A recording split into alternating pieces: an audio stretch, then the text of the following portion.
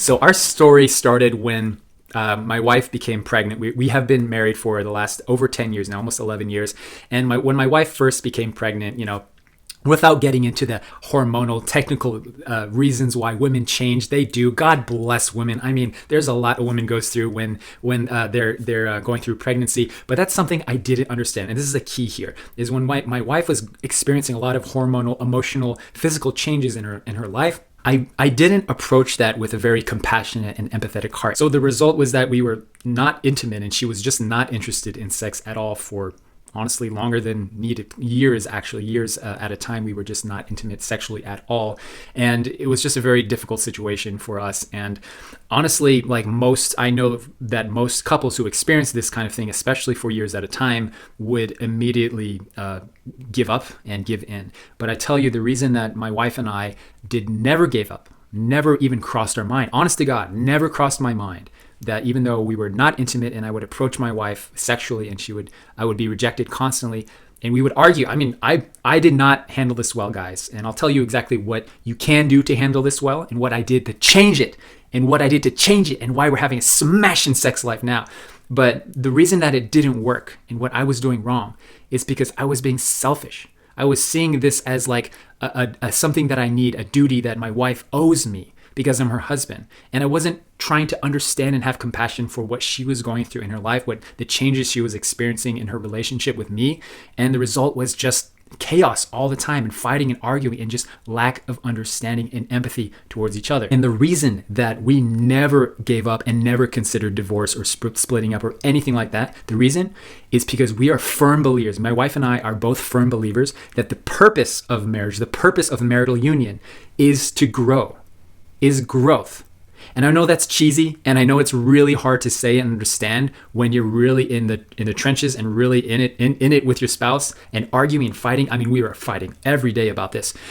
But when I turned that mind, the self-centered me off, and I realized wow, this is what I signed up for. This is the purpose of our marriage. This is what I want, is growth. Is that every single day, if I can be a more compassionate, be a more empathetic, be a more loving spouse and husband to my wife, then I'm growing as a person, and that's the purpose. And that has to happen both ways. And if my wife and I can both say that, yeah, we're growing even though our sex life is difficult right now, and we're having faith and hope that we're working on this every day and that someday we might be able to have a great sex life again, and having that faith and holding on to that confidence, then things were able to change. So here are the 3 secret tips that I experienced and I always recommend to guys who are going through this. Number 1 is, like I said, having the mindset shift. This is really up to you. You can change so much. I changed our relationship. It started with me and it ended with me, honestly. When I decided that the purpose of this relationship and stopped comparing to all my friends who are always bragging about how awesome their sex life is with their wife, even though they're pregnant, even though they're going through the same things that I'm going through, but they're having these amazing relationships and having sex all the time. I can't compare with that.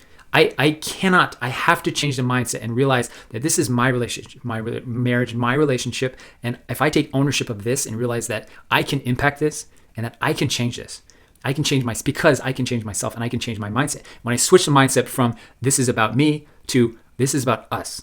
This is about me understanding her and meeting where she's at and meeting her actual needs that she has as a human being, and stop trying to make it about my sexual satisfaction. And as soon as I change that shift and realize we're growing through this, we're going to get through it, then I just was able to calm down. And it wasn't after I calmed down, it wasn't constantly arguing and hitting a brick wall with her about making all the justifications and you should do this and you have to because blah, blah, blah, blah, blah. And then it just became a more calm conversation. It's like, okay, I understand. So, which leads us to the second really important tip that I did that changed everything, was having empathy and a compassionate heart for her. And I know that's cheesy as hell and you don't want to hear that because we're generally speaking, men are terrible at this, right?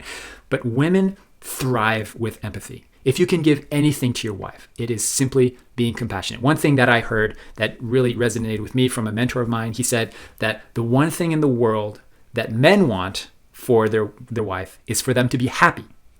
But that is not what women want. Women don't want to be happy. They want to be understood. Now, that might be generally true for a lot of women, maybe not for everyone, but when I heard that, that resonated so much with me, that what women want more than anything is not happiness itself, but is to be understood. And through being understood, they experience happiness. This is different as a man because all I want is my wife to be happy. And if she's not happy and if she's miserable and she's complaining about how selfish I am and she doesn't want to be touched by me and she doesn't want to be intimate with me, it's really hard to see that. But when you realize that she just needs to be understood, she needs it. Guys, women need empathy as much as we need sexual connection with a human being. All right. So this is the second thing is empathy, having compassion, understanding that, for example, for my wife, she was going through hormonal changes in her body. She was experiencing hormonal changes because of her pregnancy. Also understanding that women go through cycles. You'll typically see that women are less attracted to the idea of having sex at certain times during the cycle, which is understandable, and they're more biologically inclined to want to have sex at a certain time of their period during of their cycle. So this is an important thing to know as well. It's not a judgment to women that at certain times they just aren't feeling it, and we can't take it harshly. We have to have the understanding empathy. Actually, go ahead and Wikipedia. I actually looked up online to understand women's hormones during their menstrual cycle. And when I read on Wikipedia and other websites, like, wow, this is crazy. Like, women are biochemically changing, hormonally changing from within their desire for sex, their emotional state. It is actually affecting them. This is very different from a men's kind of more instant, like constant desire to have sex all the time for a lot of men, not all men. And for a lot of women, it's a difference of sex drive. But guess what, guys? If you have a difference of sex drive, guess what? Congratulations, you're normal. You are not strange. It is incredibly normal and average for men to have a stronger sex drive than women, or vice versa, but more commonly that men have a stronger sex drive than women. So this leads us to the third very important thing that I realized is that all the while we were struggling in our dry spell, in our lack of intimacy, I was having an ongoing secret relationship with pornography. And I think about it now and it's like, well, that doesn't seem very helpful. If you're trying to create a relationship that's based on empathy and understanding and genuine connection, that I'm sexually satisfying myself with porn and masturbation to basically just pictures and videos on a screen that has nothing to do with my actual wife.